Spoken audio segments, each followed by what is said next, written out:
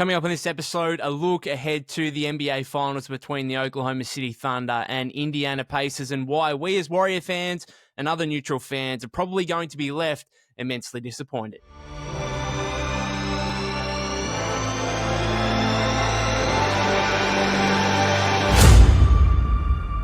Welcome back to the Golden State with Mates podcast. We are now less than 24 hours away from Game 1 of the NBA Finals between the Oklahoma City Thunder and Indiana Pacers. So I thought I'd jump on, just give a few thoughts, give my prediction of what I think will happen in this series. First of all, I kind of just want to look back at history a little bit here.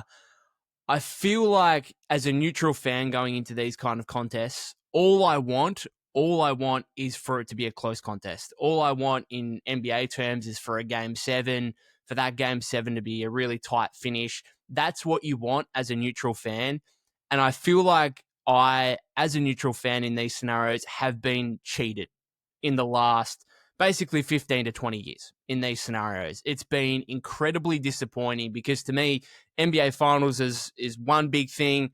And then AFL Grand Finals is the other big thing to me. They're the two pinnacles, I suppose, of the two major sports that I follow. And I feel like I've been cheated when it comes to the NBA Finals and AFL Grand Finals in the last 15 or so years. And you look at the NBA Finals, we've only had 4 Game 7s this century. And the last one of which we don't really want to talk about in terms of 2016 with the Cavs coming from 3-1 down, and then before that, 2013, 2010, 2005. So only 4 this century. And then to look at it, obviously, majority of you guys are going to be American, but just to give you an idea in terms of AFL Grand Finals. So in the last 18 AFL Grand Finals, there have been 3 games decided by less than 10 points. All 3 games have involved my team, Collingwood. All 3 games. And you guys would know, you guys that are passionate, hardcore sports fans would know that when your team is in the NBA Finals or an AFL Grand Final or the Super Bowl, whatever it may be, the pinnacle event of that sport, when your team is in it, you cannot enjoy it. You flat out cannot enjoy it until your team is basically over the line. You know your team is going to win. Okay? You cannot enjoy a tight battle between 2 teams when one of those teams is yours. Right? Trust me. 2 years ago, Collingwood playing in the grand final against Brisbane, 2023, I got a notification on my watch, basically while I was watching the game, that said, your heart rate has been over 120 for the last 15 minutes and we have not detected any physical exercise. This is the kind of stuff, the stress levels, the heart rate just go through the roof. You flat out cannot enjoy it. So again, the last 18 AFL Grand Finals, there's been 3 games decided by less than 10 points. There was one that was 10 points, another one, but 3 games less than 10 points. 2010 was a draw, which is funny just for you guys that aren't Australian and maybe want to know a little bit more about our game of Australian rules football. We used to have a rule in place for over 100 years until 2011 where if there was a drawn grand final, so you know guys, like if there's a Super Bowl, right? One-off event, Super Bowl, if the game ends in a draw, it goes to overtime, right? Happened, unfortunately, last year, obviously, with the 49ers. In the AFL, up until 2011, if there was a drawn grand final, there's no overtime. You come back and you play the next week, which is just, it's one of the wildest things ever. You literally play the game, everyone pours their heart and soul into it, all the players pour their heart and soul into it, and then you just don't play on and you just go and you train and recover for another week and you come back and play the next week in front of 90,000 to 100,000 fans again. It's so wild. And so 2010 was a draw. I was 13 at the time. It's just a wild experience. And then fortunately we came out and smashed St Kilda it was by over 50 points the next week. And the following game, what we call the grand final replay, wasn't close. And then 2018, we lost to West Coast by 5 points, which was not great. And then fortunately, 2023, 2 years ago, we beat Brisbane by 4 points. But in other words, just to go through that, like I feel like I've been cheated as a sports fan with NBA finals and AFL grand finals, and the fact they haven't been reasonably close at all through the last 10 to 15 years, particularly. It's been really disappointing because, again, as a neutral fan, like to me, I don't really have a dog in the fight. I don't really have a dog in the fight for this Thunder Pacers series. I think I'd prefer the Pacers to win, but I don't particularly care. What I care most about is seeing a tight contest between two really good teams that comes down to the wire. And unfortunately, the history of not being able to enjoy those kind of finishes from a neutral fan perspective, I think is going to continue here, because as much as I think I probably want the Pacers to win, the more I think about it, the more I'm absolutely certain the Thunder are going to win. I see no reasonable argument as to why Indiana can win this series. Like, I just don't. And that's not to disparage the Pacers. I love their story. I love what they've done. I think it's partly like where they've come from, how they've built this team is probably why I would actually like to see them win. And I picked them to beat the Knicks.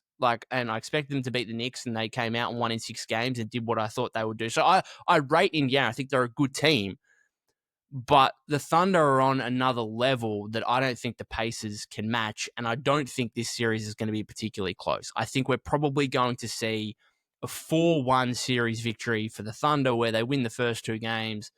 Pacers might win 1 of 2 on their home floor, and the Thunder close it out in game 5. And that's going to be incredibly underwhelming and disappointing, I think, for neutral fans, and obviously Pacer fans first and foremost.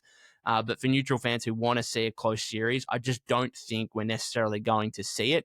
Maybe we can look back at Indiana Boston Eastern Conference Finals last season, where that's the kind of disparity I feel like there is between these two teams, is similar to what we saw with Boston and Indiana last season in those Eastern Conference Finals. And Boston obviously won easily, but there were a couple of close games in there. Like, remember that Jaylen Brown corner 3, I think, was it to force overtime or whatever in game 1. And if Indiana had won that series, and that series could have extended out. So maybe that's the one thing I point to and cling on to as, oh, okay, there's a series where Indiana lost easily, but they actually were pretty competitive. They should have won a couple of games against a team that I thought was, supremely better than them. And therefore, maybe in this situation where I think they're facing another team that is just another level above them, maybe they can make it competitive. Maybe they can get in a situation where they close out a couple of games and therefore extend the series to a game 6 or a game 7. But I don't see how they can do that. There's not one thing that I can point to and say, this is why Indiana can win the series. And I'm happy for you guys to put in the comments, like, reasons why you think the Pacers can win this series. But I just don't think, I think OKC's defense is that good that they are not going to allow the Pacers to play with a pace that other teams they've been able to play against other teams in previous series and throughout the regular season. I just don't think they're going to be able to get up the floor and play with pace. Like, how many times in that Knicks series did you see, Pascal Siakam pushing the floor in transition, leaking out to get, easy layups at the rim, or Obi Toppin, or, their athletic, high-flying wings forwards kind of thing.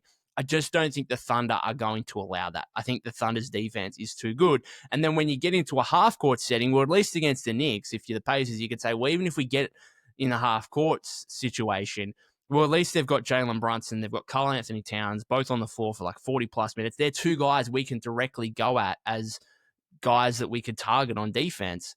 And the Thunder just don't have those guys to me. Like, they don't have those defensive weaknesses that, if you're in Indiana, you can say, all right, let's try and get Halliburton switched onto this guy, or try and get Siakam switched onto this guy.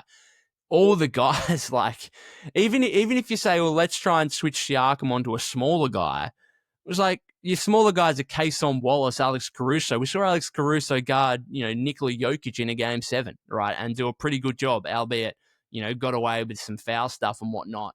But even like their smaller guys are elite defenders, and it's just, I don't know how the Pacers can get through that and create enough offense to win this game. And then when you look, win a couple of games, win this series, I should say, and heading into game 1, I don't know how they win game 1 either. But on the other end of the floor, I just don't see, like, the Pacers, for as good as like they were at times against the Knicks. Andrew Nembhard got a lot of applause and credit for the way in which he guarded Jalen Brunson in the final game of that series in game 6 and whatever else. So congrats, great. But this is not an elite Pacer defense. Like, as much as they may have got credit for that, It's like this team ranked 14th in the regular season and 9th in the playoffs in defensive rating. It's not an elite defense. Is it an improved defense from the Pacer defense that we've seen in the past? Yes. Is it a reason why they've got to the finals? You could perhaps argue that the improvement in their defense is why they're in this position,